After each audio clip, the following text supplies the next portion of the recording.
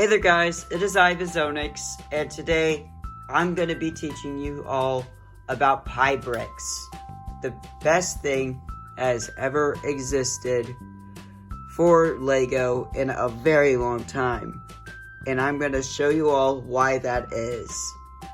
But first, we need to take parts off to get one of the motors and the hub out of the Zetros. So first of all, how do we get out one of the motors and the hub? Well, the hub is easy because the hub was designed to come off, but not the motors. But thankfully, with careful observation, I have found the correct way to take out the motors from the steering drive. So let me first take this and show you guys how it's done. So first, let's just get him out of the way. So first, we're going to take out the battery box by lifting these two pegs up. You could also remove this as well if that is in your way. And then move this out. And then pull this out like so. And then you can unplug everything. And then the white cord right here that's connected to the white pin, this is going to be the motor we're going to be removing. So I'm just going to do this really fast for you guys while leaving the pin in place in case you ever decide that you want to put everything back into the Zetros. And then what we're going to do is we're going to remove this part like so. And then we're going to remove this like so. And then we're going to also pull this off of the motor. And since the motor's not really attached to a whole lot, we're just going to push down, or rather pull these pins out, which are holding this motor in place actually. And then I'm going to put this sub-assembly back together, but you guys can do whatever you want with these parts. Just don't lose them, or else you may not be able to put the set back together when you're done. So there is that. And then the next step is to just pull out the motor right here. There's nothing really attached to it, so you could just pull it out like so. And I will also remove the cord right here as well. The little attachment. There's like a white attachment in there. And I had to push the wire down slightly. But now the motor is free. It's out. And it's ready to be used. Now we can begin. So now that you've harvested the hub and the motor from your build, we're going to put the motor into port A, which is over here. This way you'll know which port we're using, and the tutorial is not very confusing, which this next part is supposed to be the hardest part. But don't worry, I'm going to help you through it. So for this next part, we're going to need a computer. And this can be a laptop or even a desktop if you have one. So we're gonna open the computer up, and I'm gonna log myself into my computer, and we're gonna get started. And all you need to look up is Pybricks into your computer. For me, it is right here. And then you'll want to just go to start coding. And I already have a code right here. I'm going to get rid of it all so that I can teach you guys how to use all of this. And we're going to get started right now. So the first thing you're going to want to do is you're going to want to connect your hub and your computer together. You're going to want to repeat this process after me in a way, but the button that you're going to want to press is going to be this one right here, which is going to install the firmware onto your hub. Don't worry, if you want to keep using your Control Plus set after you're done, all you have to do is the same sort of firmware update back to your hub. So what you're going to want to do is hold this down until it becomes purple, this light right here, which means that it is time for the firmware update.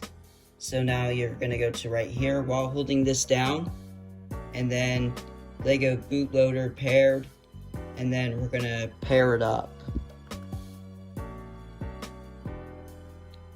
So now it's going to keep flashing like this, and you just want to let go of the button. And now the firmware update is going to begin to load. You can even see it on my screen right here. It is loading currently.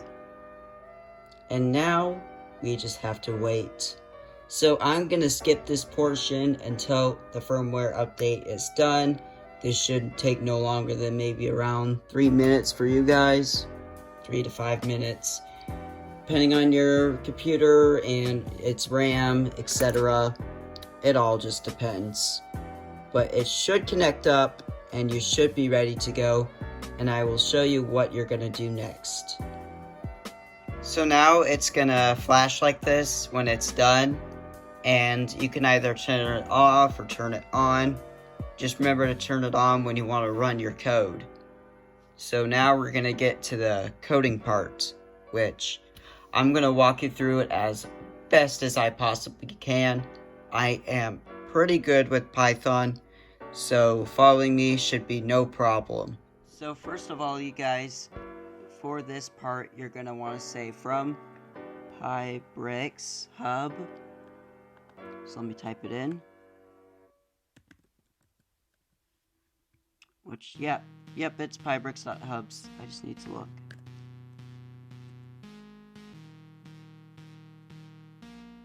Hubs, import, Technic hub. Just like that.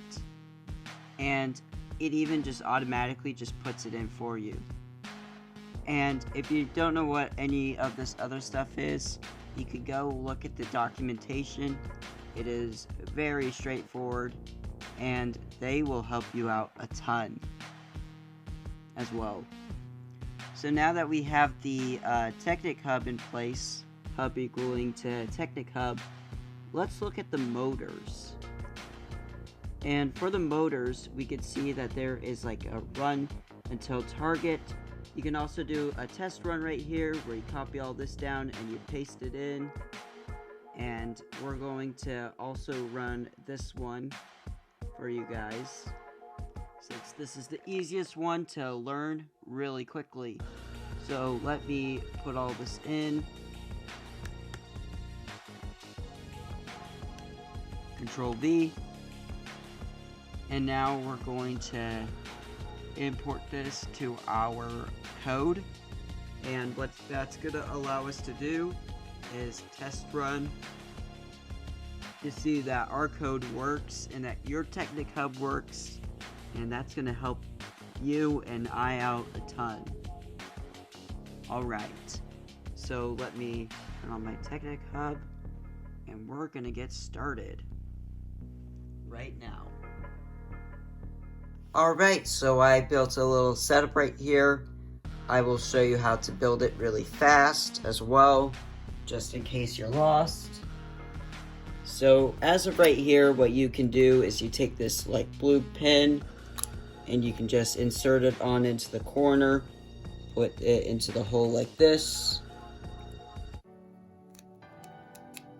and then put it on into any one of these little holes. But I'm going to keep the wire out of the way so you can see exactly what is going on. But there we go, that's how you build it. Now, let's give you the test run. By pressing play on the controller, it should allow us to run our code, but really fast. Let me repair the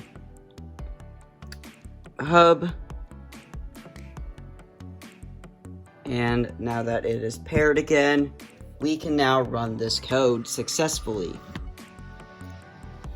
So now we are going to press play on this right here, that button, and we are going to run this code.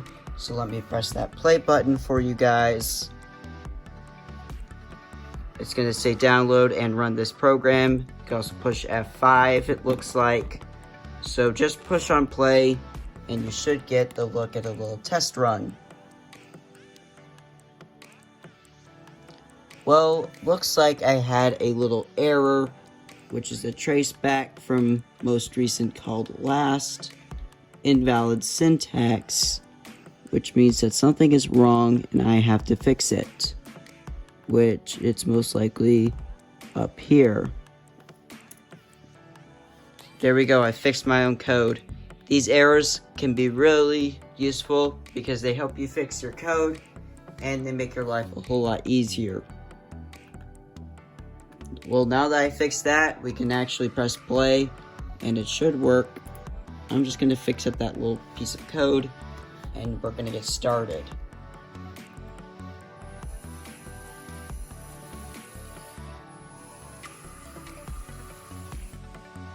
And there we go.